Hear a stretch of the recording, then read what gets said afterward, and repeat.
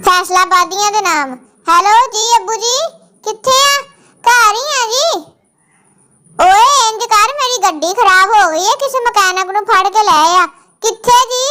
घंटा घर कारखाना बाजार दे बाहर वाली साइड ते। किथे करके जी? कारपोरेशन दी कमर्शियल मार्केट वेखी है ना? नहीं जी। ओ जिथे मिट्टी दे तेल दा डिपो भी आ, नहीं वेखिया जी? यार थाना रेल बाजार तू अगे करके। नहीं जी मैं वेखिया नहीं। पानी वाली टैंकी भी आ उथे। किथे जी?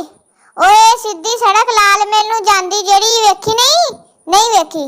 ओए झंग बाजार दे बाहर जिथे लंडा बाजार लगदा आया नहीं कदी? नहीं जी। ओए गल सुन, इथे कुड़ियां दा कॉलेज भी है। हां जी हां हैगा। ओ उथे आ जा मनूसा, मेरा अदू दा सिर खा लिया तू।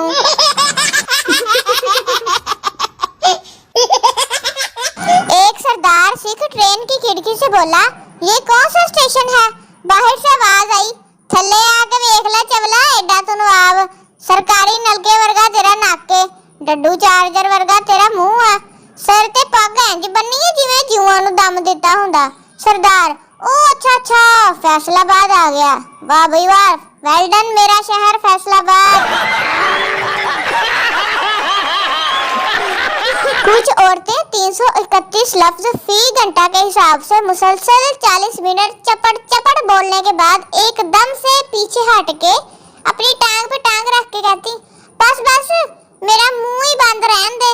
बंदा पूछे अगे तो की भौंक के हटी है। सरदार इंटरव्यू देने गया। बॉस आप कितने बहन भाई हैं? सरदार, हम 9 बहन भाई हैं जी। हाँ जी। बॉस, इनमें आपका नंबर कौन सा है? सरदार, जी सर जी टेलीनार का नंबर हैगा वा, दवा थानू ही। अगर मर्द कहे कि ठीक है तो इसका मतलब है लड़ाई खत्म। अगर कोई औरत कहे कि ठीक है तो समझ लो उथों तो फिर लड़ाई शुरू हुंदी जे, फिर कुत्तिया नहीं रुकदी। यूनिक नाम वाले अफराद की आधी से ज्यादा जिंदगी तो अपने नाम के तलफ्फुज और अदायगी को दुरुस्त करवाने में ही गुजर जाती।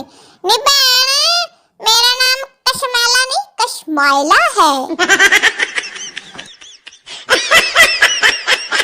शोहर का फेसबुक स्टेटस, परिंदा बनकर उड़ता फिरूं मैं मस्त हवाओं में। बेगम का कमेंट, जैसे ही जमीन को छुओ 1 पैकेट दूध, पाइया कीमत 1 किलो टमाटर ते दही लियाना ना भुलियो, एडे तुसी खिलाउंदे नहीं बाज।